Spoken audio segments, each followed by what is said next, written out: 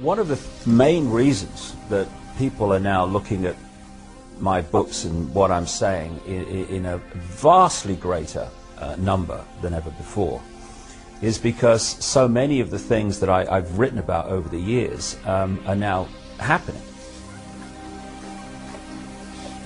I said in 1990 we can expect the power and frequency of hurricanes to increase after the millennium. A psychic message said there would be a severe hurricane around the Gulf of Mexico and New Orleans. The bloodline hierarchy at the top of the human pyramid of control and suppression passes the baton across the generations, mostly sons following fathers. I, George Herbert Walker Bush, do solemnly swear. I, George Walker Bush, do solemnly swear that I will faithfully execute. The plan is to engineer events, real and staged, that will create enormous fear in the countdown years to 2012. This includes a plan to start a third world war, either by stimulating the Muslim world into a holy war against the West, or by using China to cause global conflict, maybe both. The years after the millennium will see gathering conflict all over the world, to the point where the United Nations will be overwhelmed. January the 20th, 2001. Don't be surprised if the United States finds itself in another manipulated war during this administration. You will see monsters being created in the public mind to justify such action. Between 2000 and 2002, the United States will suffer a major attack on a large city.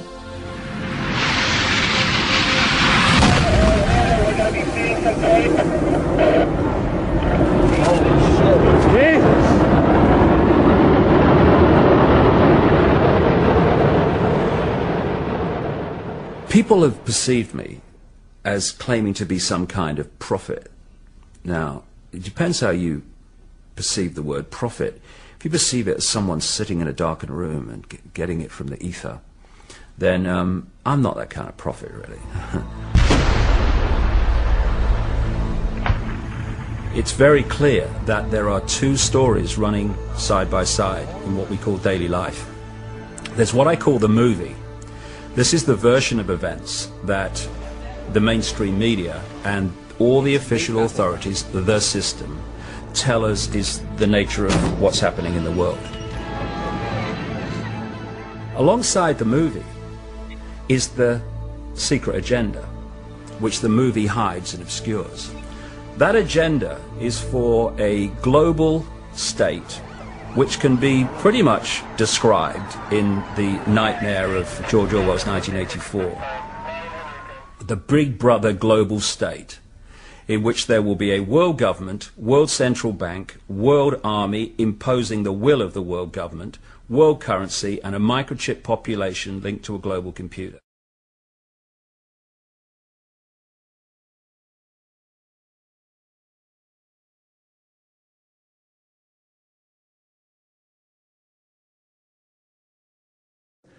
Over the last week, my mother died.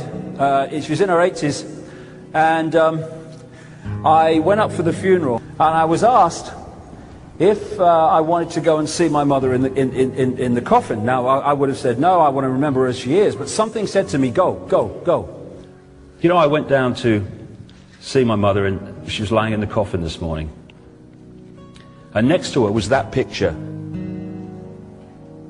And I looked at my mother in the coffin, and I looked at the picture. That had no life. That was full of life. That was my mother. That was the computer with my mother gone.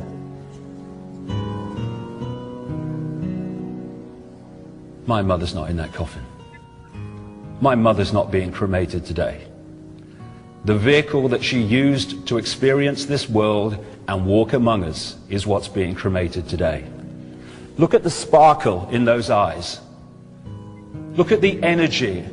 My mother is still alive because she cannot be anything but alive, because she is infinite consciousness that cannot be destroyed.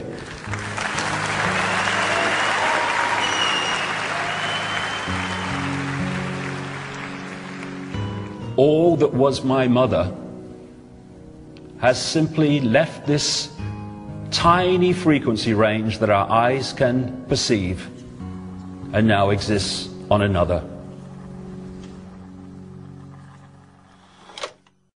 I quote in my books a number of times an American comedian called Bill Hicks, a genius in his way, very angry man, but a very brilliant man, a very profound man. And he described life in this way. He said, life's like a ride in an amusement park. And when you go on it, you think it's real, because that's how powerful our minds are. The ride goes up and down, round and round. It has thrills and chills, and it's very brightly colored, and it's very loud, and it's fun for a while. Some have been on the ride for a long time, and they remember it, and they come back to us and they say, hey, don't be afraid ever. Because this is just a ride, and we kill those people. Shut him up. We have a lot invested in this ride. Shut him up. Look at my furrows of worry. Look at my big bank account and my family. Has to be real. It's just a ride. But we always kill those good guys who try to tell us that and let the demons run amok. But it doesn't matter, because it's just a ride. And we can change it anytime we want. In other words, it's just a reflection of our own attitudes. And to change, as Bill Hicks said, doesn't need big bank accounts. It just means a choice right now between fear and love. The eyes of fear want you to put bigger locks on your door, buy guns, close yourself off. The eyes of love instead see all of us as one. Here's what we can do to change the world right now to a better ride. Take all that money we spend on weapons and defense each year and instead spend it feeding, clothing, and educating the poor of the world, which it would many times over, not one human being excluded, and we can explore space together, both inner and outer, forever in peace. what they want to do is hold us where we've always been, in the eggshell. Hold us in this computer-level sense of reality we call the five senses, and disconnected from the infinite consciousness. They want to manipulate what is in our heads so that we see the world they want.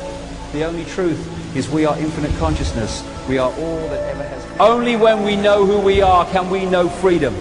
Not free of the next Blair Bush introduced law, not free of, but free. The Illuminati Orwellian state is not the immovable object. It's there because we're holding it there. When we choose not to, it will crash.